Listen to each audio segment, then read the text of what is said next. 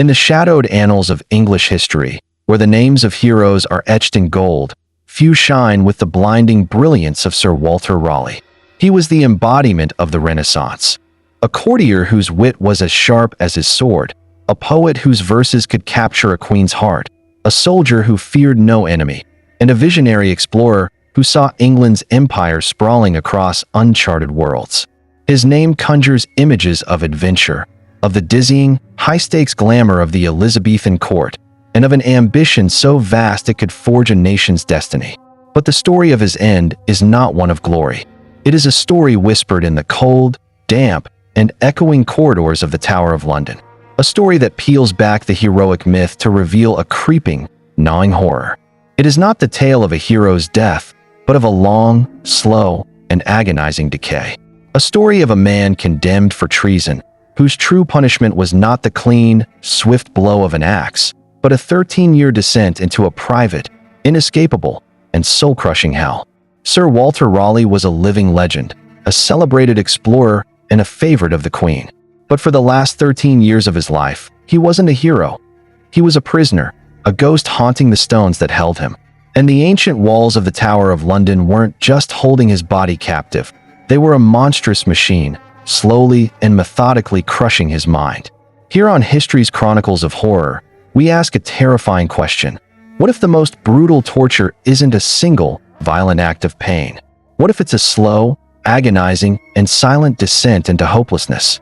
This is the story of how one of England's greatest heroes was condemned to a secret hell, a punishment far crueler and far more horrifying than any executioner's axe. To truly comprehend the chilling depths of Walter Raleigh's fall, you must first stand at the dizzying heights from which he was thrown. To understand the cold stone and the creeping dread, we have to go back to a different time, under a different monarch. Before the Tower became his world, before the word traitor was branded on his name, before the despair took root, Raleigh was the sun around which the entire Elizabethan court seemed to revolve. Born around 1552 into a well-regarded Protestant family in Devon, he was a child of tempestuous times. He was forged in the fires of the 16th century's religious strife, growing up with a deep-seated hatred of Catholic Spain that would become the burning, obsessive engine of his life. As a young man, he was a terrifying storm of action and ambition. He threw himself into the Huguenot wars in France, a brutal education in blood and steel. He drifted through Oxford and the law colleges of London, absorbing knowledge but too restless for the confines of formal education. He served with a ruthless distinction in the suppression of rebellions in Ireland, a campaign so brutal it would stain the conscience of a lesser man. But for Raleigh, it was a stepping stone. It was his sharp tongue and even sharper mind, displayed in his searing critiques of English policy, that finally caught the attention of the only person in the world who truly mattered, Queen Elizabeth I. When Walter Raleigh arrived at court, he didn't just enter, he erupted. He was a force of nature, tall, impossibly handsome, and dressed with a theatrical flair that bordered on arrogance. He carried himself with a poet's soul and a soldier's swagger. His mind was a rapier, his wit a deadly weapon. He penned verses for his queen. He counseled her with startling boldness. He charmed her with an intensity that left others breathless. He was everything she, the Virgin Queen, admired. Brilliant, audacious, and seemingly devoted to her and the glory of her England. The legend persists that he once cast his own priceless cloak over a muddy puddle to protect the Queen's shoes. An act of such perfectly calculated chivalry, it has become immortal. Whether true or not, it captures the very essence of their bond. He was her favorite, and the Queen showered him with riches and power. In 1585, she knighted him. He was made warden of the stannaries, giving him control over the valuable tin mines. He became Lord Lieutenant of Cornwall, and most prestigiously, Captain of the Queen's personal guard. He was granted vast, sprawling estates in Ireland and given the royal patent to colonize the wild, untamed lands of America. This was the power Raleigh wielded. He wasn't just a courtier. He was a projector, a dreamer, a man who saw England's destiny written across the vast, terrifying canvas of the Atlantic. He poured his immense fortune into funding expeditions to the New World. While he himself never set foot in North America, his name is forever bound to the spectral mystery of the Roanoke colony. the first English settlement that vanished without a trace, leaving only a single, cryptic word carved into a post. A haunting, unsolved horror story of its own. He was the man who, according to popular myth, introduced England to two strange treasures from this new world, the humble potato and the seductive, addictive tobacco leaf. His life's mission, as he himself wrote, was to seek new worlds for gold, for praise, for glory. But Raleigh's brilliance was a blinding light that cast deep, dark shadows. His arrogance was monumental. He made enemies as effortlessly as he charmed admirers. He was proud, impossibly extravagant, and spoke his mind with a recklessness that bordered on self-destruction. His meteoric rise bred a toxic jealousy among the other grasping courtiers, most notably the Earl of Essex, who locked Raleigh in a relentless rivalry for the Queen's favor. More dangerous still was the fact that Raleigh's devotion to his queen had a limit. Elizabeth demanded absolute loyalty, a jealous, possessive control over the lives of her favorites. In 1591, Raleigh committed the ultimate sin. He fell in love.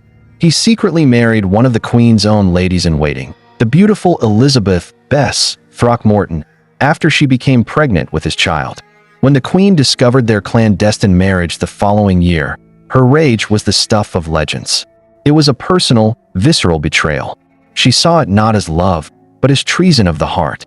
In her fury, she ordered both Raleigh and his new wife to be imprisoned in the Tower of London. This was Raleigh's first taste of the cold stone fortress that would one day become his entire universe. That first imprisonment was short-lived. He was released after a few months to oversee a profitable naval venture, but the damage was done. The trust was shattered.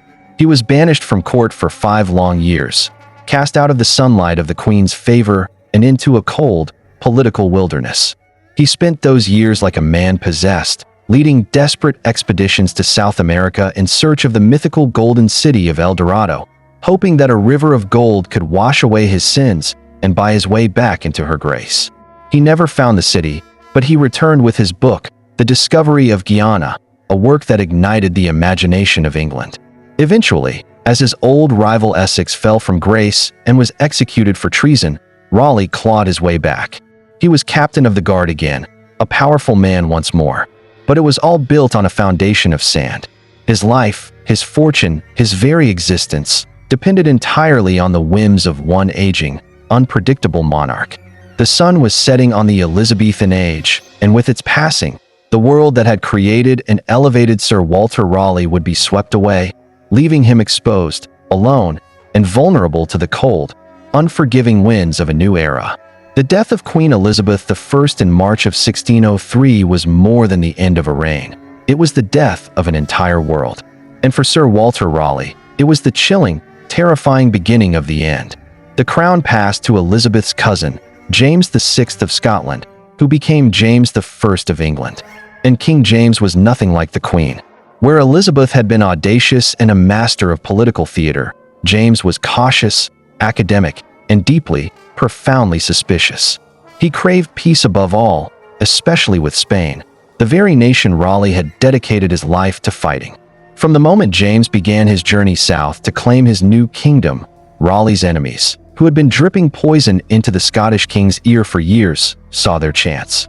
They swarmed the new king, painting the old queen's favorite as an arrogant, dangerous, and godless atheist. Raleigh's aggressive anti-Spanish stance, once a badge of honor, was now a political liability, running directly counter to the king's agenda. The charm that had captivated Elizabeth was utterly lost on James. The fall was swift and brutal. Almost immediately, Raleigh was stripped of his titles and privileges. He was dismissed as captain of the guard. His lucrative monopoly on wine licensing was revoked, and he was evicted from his grand London residence. The message was as clear as a headsman's axe. Walter Raleigh was out.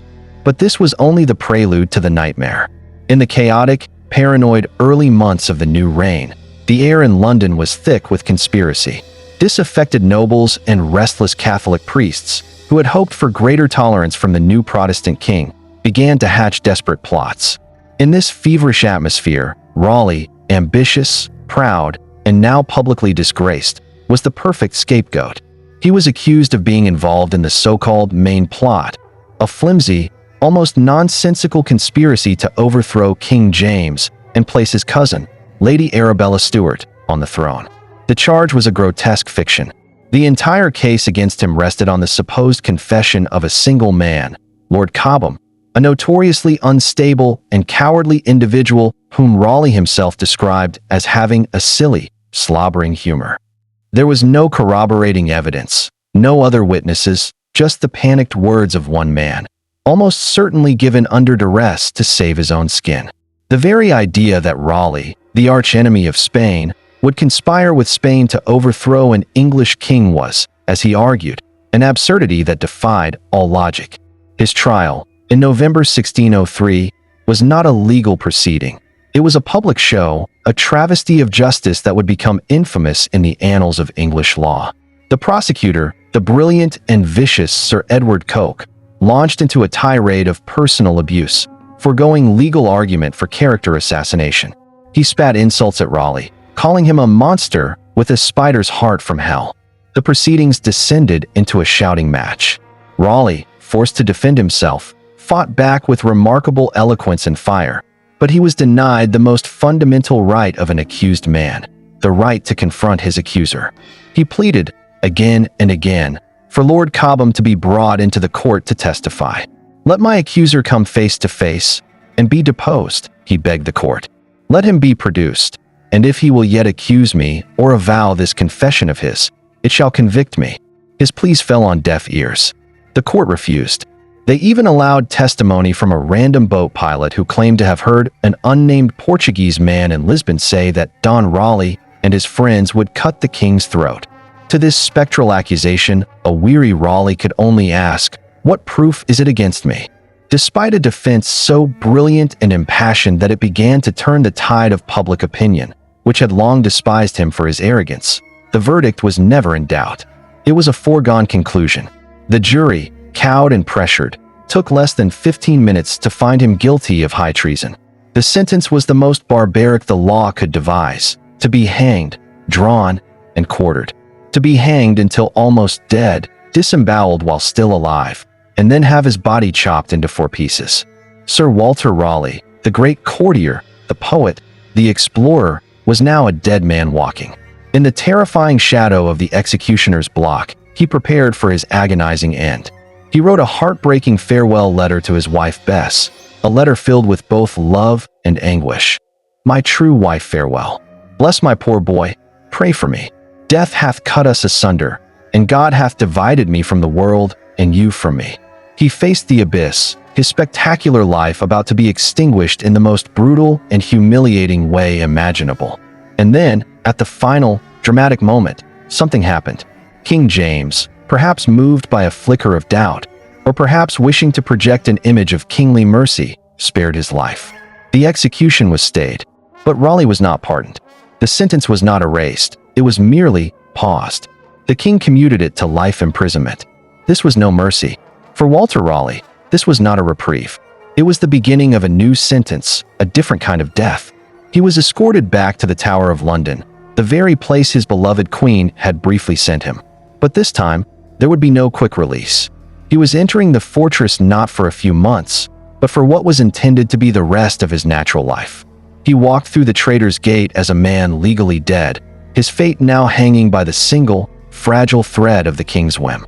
The axe had been cheated of its victim, but the tower was waiting to claim him, body and soul. This was not mercy. This was the beginning of the real torture. When we imagine imprisonment in the 17th century Tower of London, our minds conjure up Gothic horrors. Lightless, rat-infested dungeons, the clanking of chains, the screams of men subjected to brutal physical suffering. And the tower certainly had its share of these terrors. It had the infamous rack, a monstrous device designed to stretch a man's body until his limbs popped from their sockets. It had the scavenger's daughter, a hideous instrument that compressed the body into an agonizing ball. And it had the manacles, iron gauntlets used to suspend prisoners by their wrists for hours, a torment of searing pain. Prisoners like Guy Fawkes, just a few years after Raleigh's conviction, would know the full, ghastly force of these instruments. But this was not the hell designed for Sir Walter Raleigh. He was never stretched on the rack, never crushed by the scavenger's daughter. As a high-status gentleman, a condemned traitor of noble standing, he was afforded certain privileges.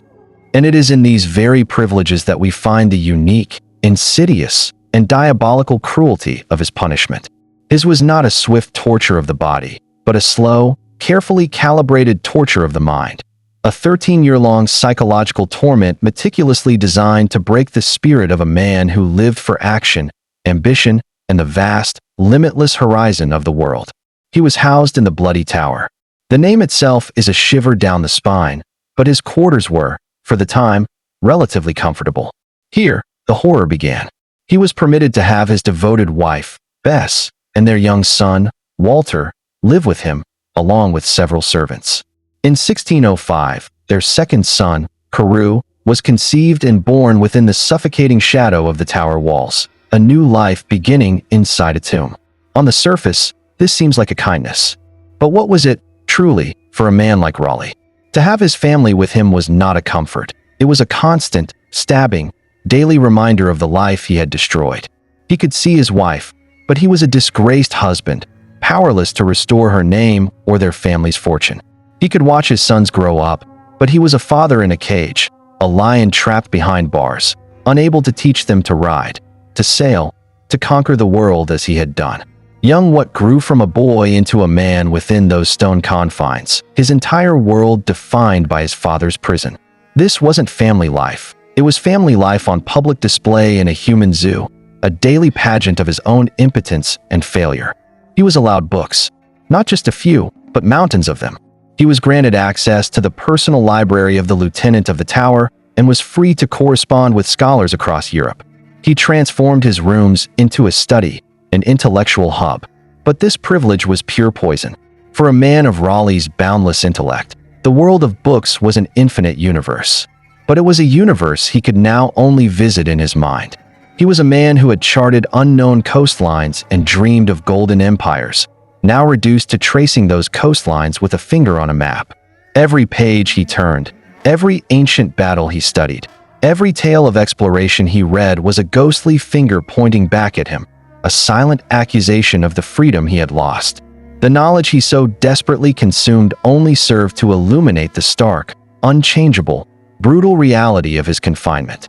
Perhaps the cruelest privilege of all was the permission to conduct scientific and alchemical experiments.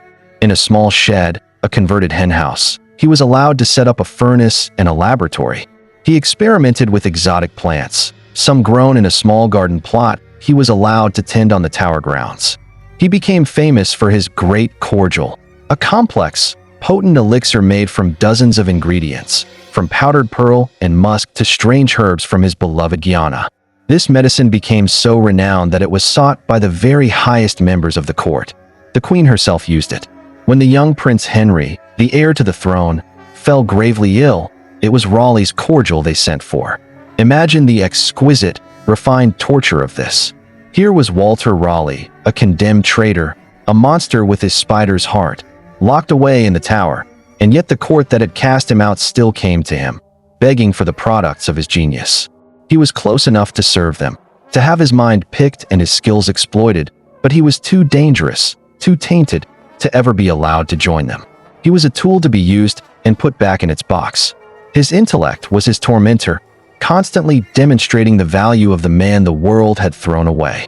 The physical reality of the tower, even in his comfortable lodgings, was a constant, creeping assault. These were ancient stone buildings, saturated with the dampness of the nearby Thames. The chill seeped into everything, a permanent, bone-deep cold. Sickness was a constant threat. But worse than any physical chill was the psychological weight of the place. From his window, he could see the river, the great artery of London, teeming with tall-masted ships setting sail for the very new worlds he had once dreamed of conquering.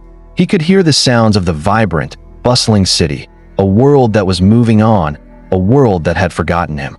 He was at the very heart of the kingdom, yet he was completely, utterly severed from it, like a man buried alive. His morale shattered. Early in his imprisonment, in a paroxysm of despair, Raleigh attempted to take his own life. The lieutenant of the tower wrote at the time, "I never saw so strange a dejected mind as in Sir Walter Raleigh. 5 or 6 times a day he sendeth for me in such passions as I see his fortitude, is impotent to support his grief. This was the true effect of his gilded cage. The absence of overt physical brutality was the point. It was a punishment designed specifically for him. A common man could be broken on the rack, but for Sir Walter Raleigh, the poet, the explorer, the visionary, the chosen torture was to give him just enough of the life he had lost to make its absence an unceasing, unending agony. For 13 years, he was surrounded by the ghosts of his former self, forced to live in a museum of his own dead ambitions, a living monument to his own spectacular ruin. In the suffocating, silent stillness of the tower, facing a future that stretched before him as a bleak, unending desert of stone and shattered hope, Sir Walter Raleigh had to find a way to keep from going mad. He needed a project vast enough to contain his formidable intellect, a purpose grand enough to hold the creeping shadows of despair at bay. He found it in the most audacious intellectual undertaking imaginable for a man in his position. From his cell, he decided he would write a history of the entire world. This was no mere hobby to pass the time. The history of the world, as it was titled, was a monumental act of defiance. It was a roar of intellectual fury from a man stripped of all power, a declaration that while his body may be caged, his mind could not be confined. If he could no longer shape the world through action, he would conquer it through prose. The project's scope was staggering. His plan was to write a multi-volume epic, chronicling the rise and fall of the great empires, from the moment of creation itself right up to his own time. The work was also a deeply personal and political act. It was originally conceived as an educational tool for the heir to the throne, the young, brilliant Prince Henry. Unlike his father, Henry admired Raleigh, seeing him as a living connection to the glorious age of Elizabeth. The prince would often visit the prisoner in the tower, and a close bond formed between the condemned man and the future king. In writing the history, Raleigh was attempting to shape the mind of that future king. He was whispering lessons from his cage, offering implicit advice on how a just and powerful monarch ought to rule. It was his last, desperate way of continuing to serve the realm. The sheer scale of the undertaking is difficult to comprehend today. Working with assistants, drawing upon a library of sources in multiple languages, Raleigh began his colossal task. The first and only volume he would ever complete was nearly 1,000,000 words long. It began with the biblical story of creation and moved methodically through the histories of the ancient Egyptians, Persians, Greeks, and Romans, ending in the year 146 BC. But this was no dry recitation of dates and names. This was history as a grand, terrifying moral drama. Raleigh saw the vengeful hand of God at work in the affairs of men. History, for him, was a long and bloody record of divine judgment, a story where righteous rulers were rewarded and arrogant tyrants were inevitably, and often horribly, brought to ruin. And therein lay the danger.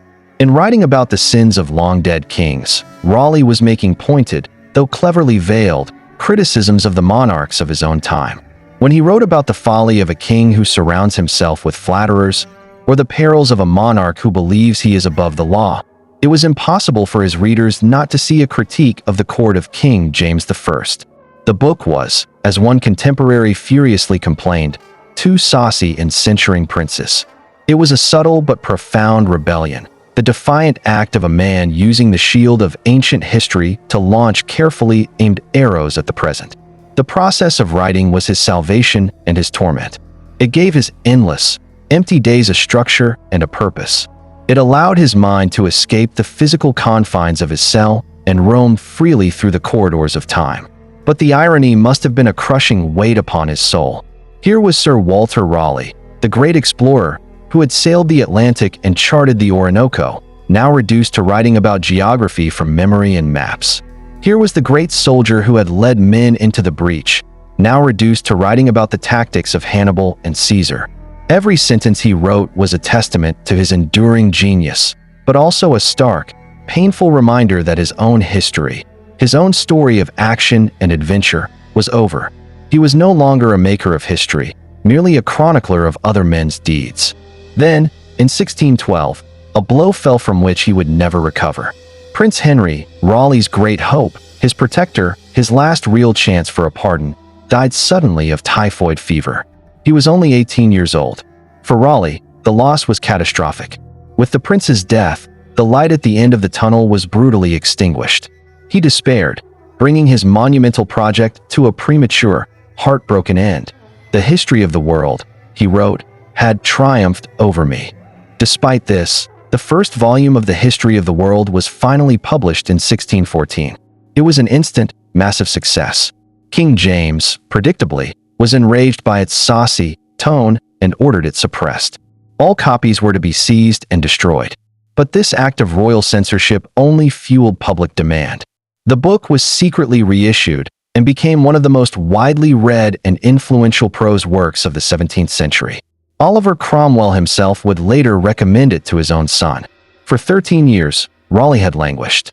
His body was trapped, but his mind had ranged across all of human history.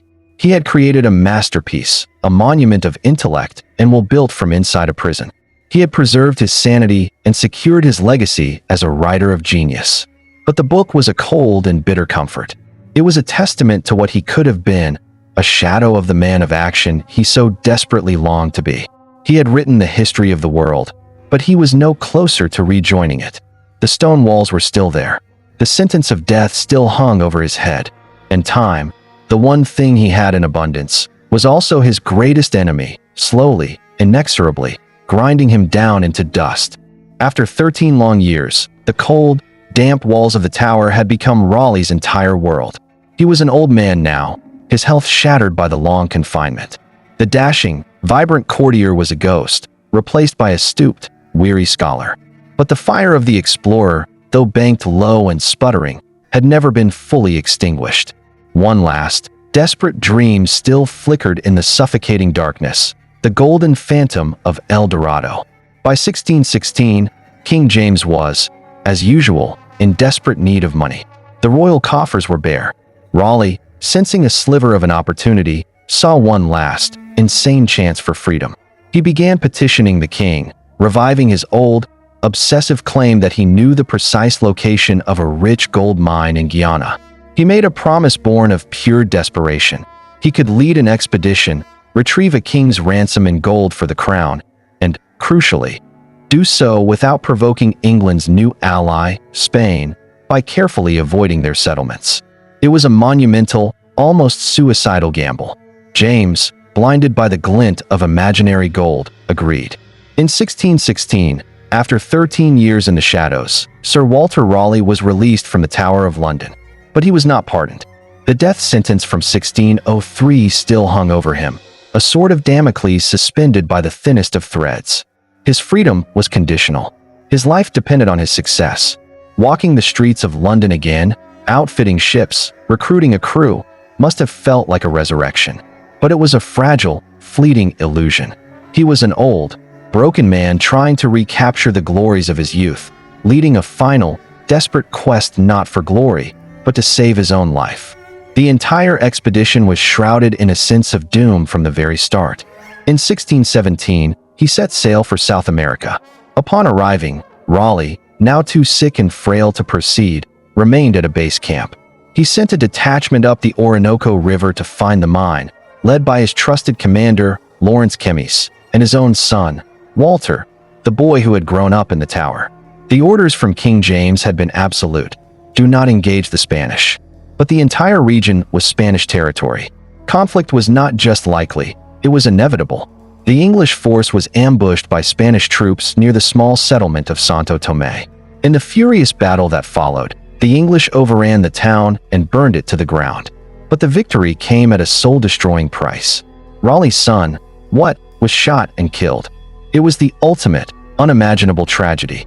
The son he had raised in a cage had died in the very wilderness Raleigh had always longed for. When Kemys returned to the camp, his men broken, and informed Raleigh of his son's death and the failure to find any trace of gold, Raleigh was utterly destroyed. Consumed by a grief so profound it bordered on madness, he turned on his loyal commander, blaming him for the catastrophe. Kemys, unable to bear the weight of his failure and his master's furious condemnation, returned to his cabin, stabbed himself in the chest, and then shot himself in the head. The expedition had collapsed into a maelstrom of death and despair. There was no gold. His son was dead. His commander was dead, and he had flagrantly violated the king's explicit orders. Raleigh knew exactly what awaited him back in England. He sailed home, not as a hero bearing treasure, but as a broken failure who had provoked a major diplomatic crisis. The Spanish ambassador, Count Gondomar, was apoplectic, demanding that James finally make good on the sentence from 15 years before. The king, politically cornered and furious at the lack of gold, had little choice but to comply. In August 1618, Sir Walter Raleigh was arrested and imprisoned in the Tower of London for the third and final time. He was briefly held in the Beauchamp Tower, his world shrinking to a single room. This time, his stay was short. The legal gears, paused for over a decade, began to grind again. The old sentence for treason was invoked. There would be no new trial. There was no need for one. He was already a condemned man. On the morning of October 29, 1618, Walter Raleigh was led to a scaffold erected in the Old Palace Yard at Westminster. But the man who faced the crowd was not the dejected prisoner. He was Sir Walter Raleigh once more, poised, defiant, and fearless to the very end. He gave a long, final speech, defending his honor and reaffirming his loyalty to England. As he prepared for the end, his old ague, a recurring fever, took hold of him, causing him to tremble in the cold morning air. He looked out at the crowd and famously said, "Let us dispatch. At this hour my ague comes upon me. I would not have my enemies think I quaked from fear." He asked to see the instrument of his death. The executioner presented the axe. Raleigh ran his thumb along the razor-sharp edge and mused, "This is a sharp medicine, but it is a physician for all diseases and miseries." When the headsman hesitated, Raleigh's final words were a command, a last, brilliant flash of the old, audacious spirit. "What dost thou fear? Strike, man, strike." The axe fell, and the long, silent, secret torture of Sir Walter Raleigh was finally over. The story of Sir Walter Raleigh is a chilling reminder that the darkest horrors in history are not always found on the battlefield, but in the quiet, desperate chambers of the human heart. If you found this journey into his secret hell compelling, please strike the like button and subscribe to History's Chronicles of Horror for more deep dives into the shadows of the past. Let us know in the comments below. Do you believe that 13 years of psychological torment was a fate far crueler than a swift execution? We want to hear your thoughts. And be sure to explore our other videos, where we unearth the dramatic lives and dark histories that time has tried to forget. Sir Walter Raleigh's punishment for treason was not the quick, brutal agony of the rack or the fire. It was a slow, meticulously cruel dismantling of a great man's soul. For 13 years, he was kept alive but denied a life, surrounded by the very things, his family, his books, his science, that served as constant, agonizing reminders of his lost freedom. His head was embalmed and given to his grieving widow, Bess. Family tradition holds that she kept it with her, preserved in a red velvet bag, until her own death nearly 3 decades later. A final, macabre, and heartbreaking testament to a life torn asunder by the whims of a king. Raleigh's real torture was the death of 1,000 cuts, not to his body, but to his spirit.